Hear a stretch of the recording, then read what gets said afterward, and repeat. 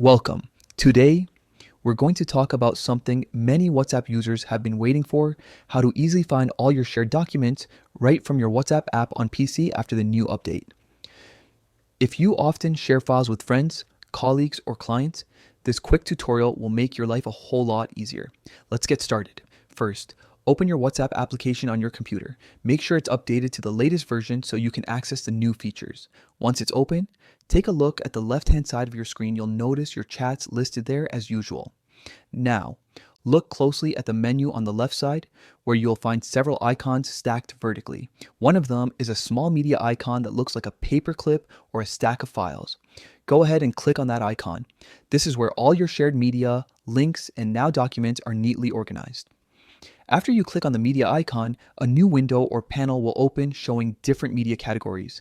Here you'll see options like photos, videos, links, and docs. Choose docs to filter out everything else and instantly view only the documents that have been shared. Once you're in the docs section, you can scroll through the list to find what you need. Each document will have its file name, size, and the chat it was shared in, so it's super easy to locate specific files.